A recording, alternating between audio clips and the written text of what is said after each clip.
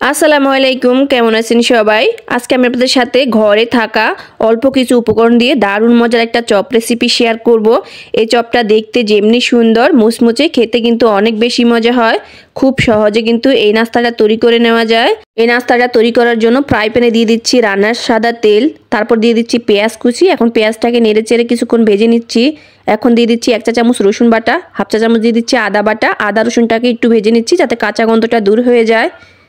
দিয়ে দিচ্ছি এখানে আমি লাল মরিচের গুঁড়া, ধনিয়ার গুঁড়া, হলুদের গুঁড়া, লবণ, জিরার গুঁড়া, আর দিয়ে দিচ্ছি গরম মশলার গুঁড়া। 1 চা চামচ দিয়েছি ম্যাগি মশলার গুঁড়া। এখন সবগুলোকে আবার একটু নেড়ে চেড়ে নিচ্ছি। এখন দিয়ে দিচ্ছি আমি ফ্রোজেন করা মটরশুঁটি, আর দিয়ে দিচ্ছি গাজর। এখানে আপনারা আপনাদের পছন্দ অনুযায়ী যে কোনো ধরনের সবজি কিন্তু দিতে পারেন। সবজিটাকে নেড়ে চেড়ে একটা ঢাকনা দিয়ে রেখে দিব 2 থেকে 3 মিনিটের জন্য। 3 মিনিট পর ঢাকনাটা খুলে নিয়েছি আর সবজিগুলোকে আবার একটু নেড়ে চেড়ে দিচ্ছি। যেহেতু এখানে ফ্রোজেন করা মটরশুঁটি আছে আর গাজর সিদ্ধ হতে বেশি সময় লাগে না। এখন দিয়ে দিচ্ছি আমি আলু। এখানে আমি 1 বাটি আলু একটু আগে থেকে ছুলে হাত দিয়ে ম্যাশ করে নিয়েছি। তারপর দিয়ে দিচ্ছি কাঁচামরিচ। ঝালটা আপনারা আপনাদের পছন্দ অনুযায়ী দিতে পারেন। এখন আলুটাকে আমি সবজির সাথে খুব ভালো করে নেড়ে চেড়ে মিশিয়ে নিচ্ছি। এখন আমি একটা ডালগুটি নিয়েছি, ডালগুটির সাহায্যে একটু চেপে চেপে দিচ্ছি। এতে করে খুব সুন্দর করে আলুটা ম্যাশ হয়ে যাবে, একদম গাজর আর মটরশুঁটির সাথে খুব সুন্দর করে মিশে যাবে। তারপর দিয়ে দিচ্ছি ধনিয়া পাতা কুচি। এখানে আমি একটু বেশি করে ধনিয়া পাতা কুচি দিচ্ছি। এতে করে কিন্তু এই নাস্তাটা খেতে অনেক বেশি মজা লাগবে। আপনারা চাইলে কিন্তু এই পর্যায়ে চিলি ফ্লেক্স দিতে পারেন। আমার পুরটা কিন্তু তৈরি করা হয়ে গেছে। আমি একটা বাটিতে ঢেলে নিচ্ছি আর ঠান্ডা করে নিচ্ছি। এটা যখন ঠান্ডা হয়ে যাবে তখন আমি হাত দিয়ে একটু লম্বালম্বি করে চপের মতো করে নিচ্ছি। আপনারা চাইলে কিন্তু এটাকে গোল করে তৈরি করতে পারেন, আবার চ্যাপ্টা করে তৈরি করতে পারেন। এভাবে করে সবগুলো চপ তৈরি করে নিয়েছি। আর এখানে আমি ময়দা, কর্নফ্লাওয়ার, পানি দিয়ে গুলিয়ে নিয়েছি।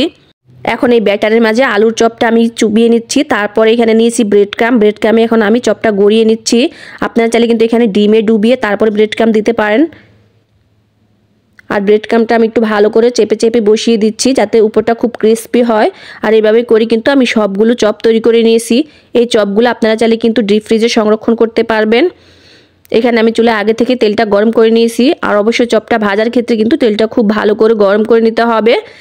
গরম তেলে কিন্তু চপগুলা দিতে হবে, তা না হলে কিন্তু চপগুলা একদম খুলে যাবে। আর চুলাটা হাই রেখে কিন্তু আমি চপগুলা ভেজে নিয়েছি। যেহেতু আগে থেকেই সব কিছু রান্না করা আছে, এটা ভাজতে বেশি সময় লাগবে না। আপনি 5 থেকে 6 মিনিটের মধ্যে কিন্তু এই চপটা ভাজা হয়ে যাবে। চপটা যখন একটা পাশ খুব সুন্দর করে কালার চলে আসবে তখন কিন্তু আমি এটাকে উল্টে দেব।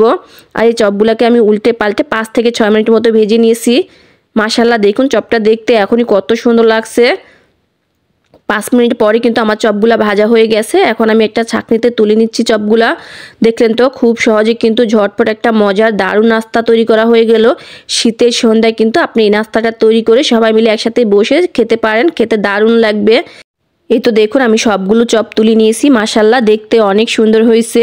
আর শুধু দেখতে সুন্দর হয়নি, খেতে অনেক মজা হয়েছে। আর উপরটা কিন্তু ক্রিস্পি হয়েছে।